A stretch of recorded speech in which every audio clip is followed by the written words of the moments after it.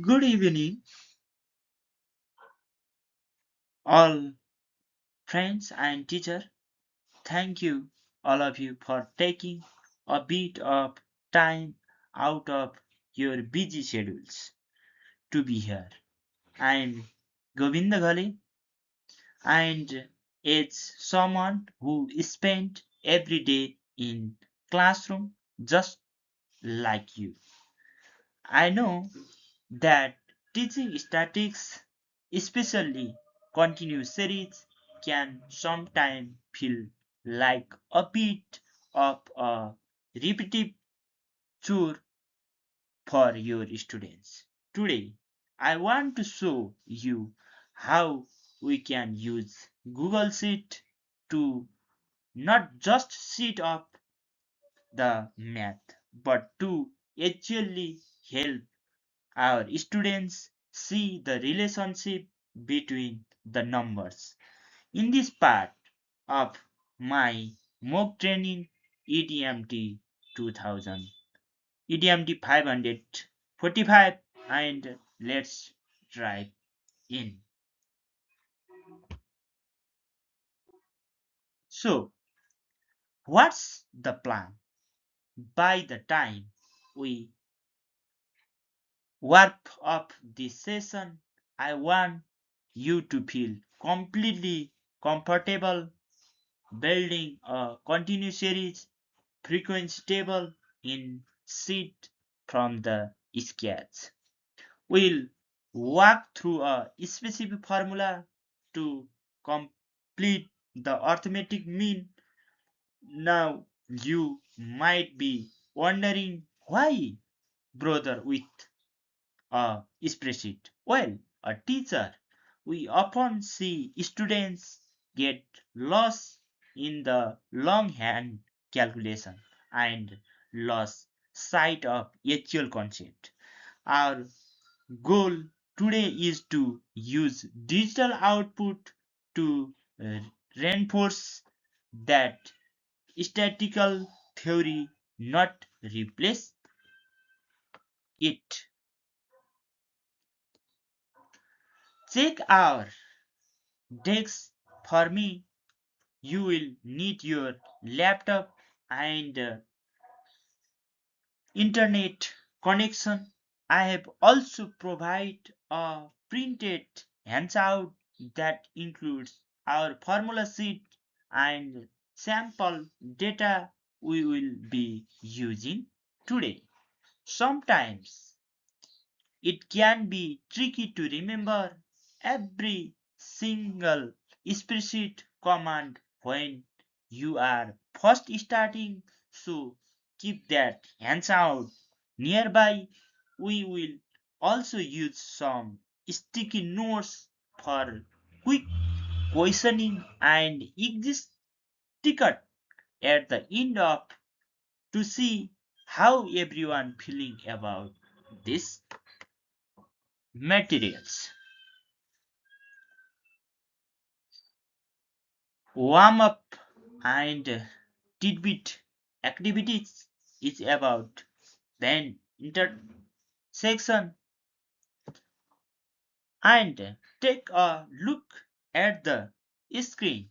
We have two sets here.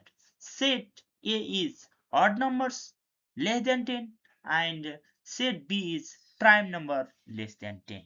Now just think about this for a second. No need to sort it out yet. Then which numbers are sitting right there in the overlap? It's a simple exercise, but it gets us thinking about boundaries and shaded values, which is exactly what we deal with when we set up our class interval in statics. Opening Google Sheet. First step, let's get into Google Sheet. We can go through Google Workspace menu or just type sheet.new in your browser. And let's, with a blank spreadsheet and give it a name, let's go with mean calculation training so we can find it later. Now, just a quick reminder for those who don't use spreadsheet often. Columns are your letter ABC and row are your number 1, 2, 3, 4. Like this. The coordinate system in how we will tell the computer exactly which number to catch. Keep on eyes on the sigma icon that is going to be our best friends for formula today.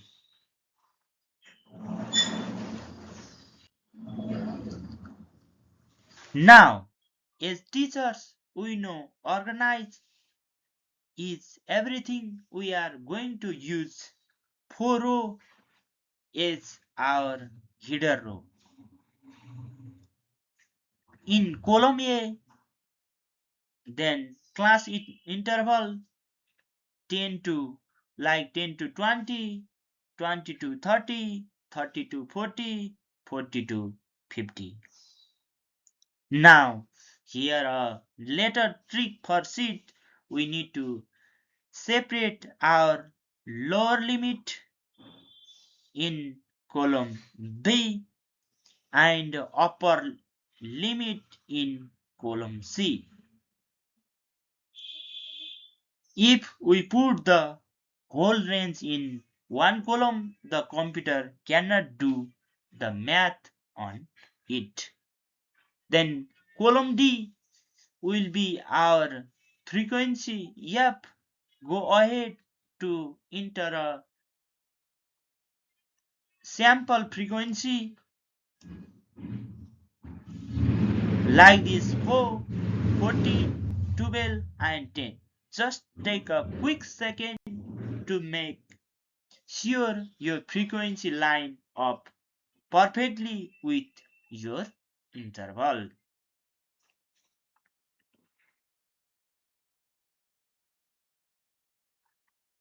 We define our mid value m as the average of two limits, two limits. Then click into the cell E2 like this.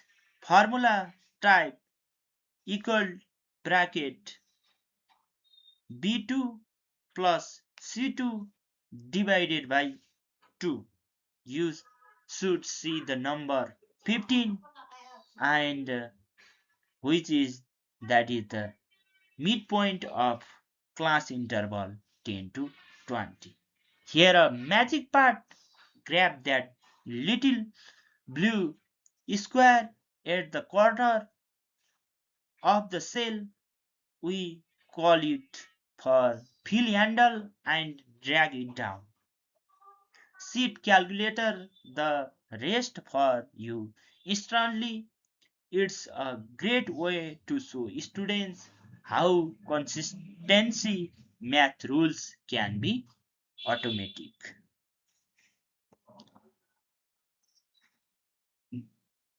Then next we need to product of our frequency and our midpoints level in F is FM in cell F2 type D 2 multiply E2.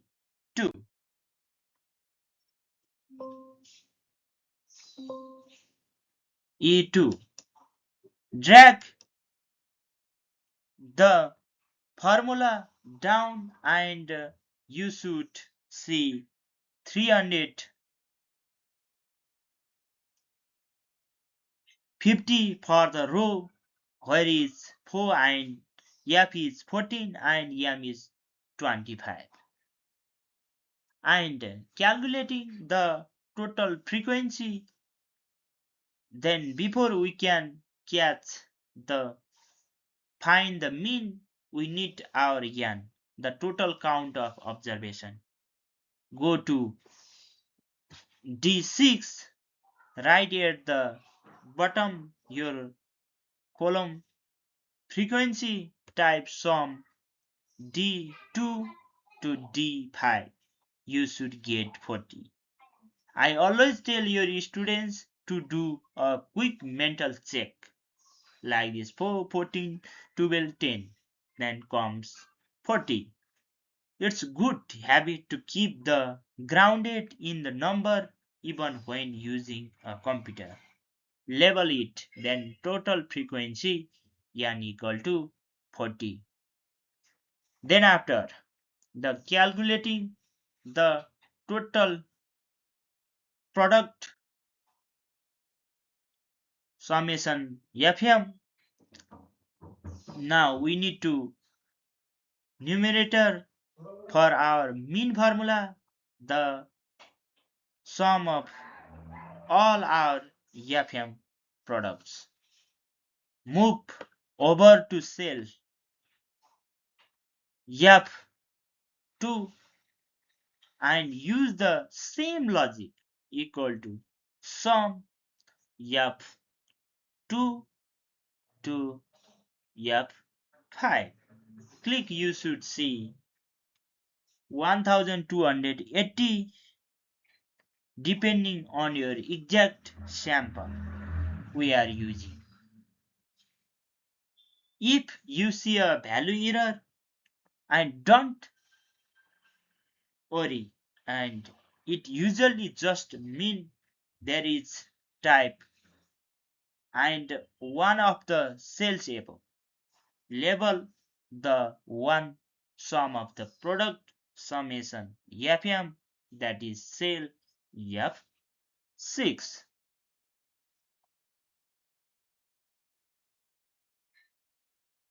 Then finally we recall our mean formula, that means x bar equal to the sum of f divided by n. Pick one clear cell, likewise A8, and type F6 divided by D6. Then hit enter. Then there is com 32. You can use the toolbar to clean up and two decimal place. Now here is the teacher moment. Ask your students, does 32 make sense?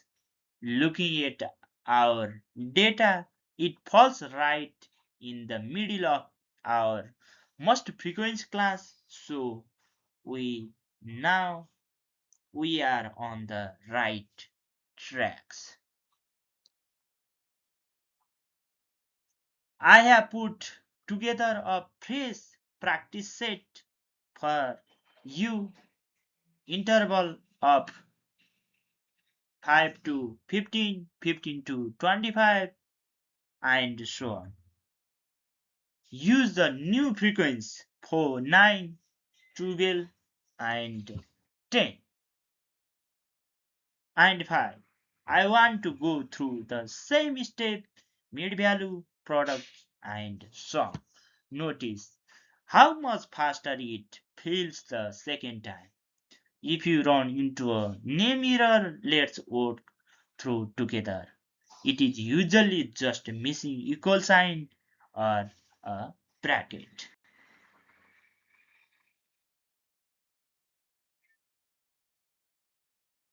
To warm up, we have moved from building the concept of demonstrating it and finally to practicing it independently. Just a reminder for your own classroom: always double check your sum range. If you add more row or data later. Does anyone have any thought on how this might change the way your students engage with statistics? And I really hope you find this useful tools to bring a bit of data literacy into your math lessons. Thank you all for being such great participants. Thank you all.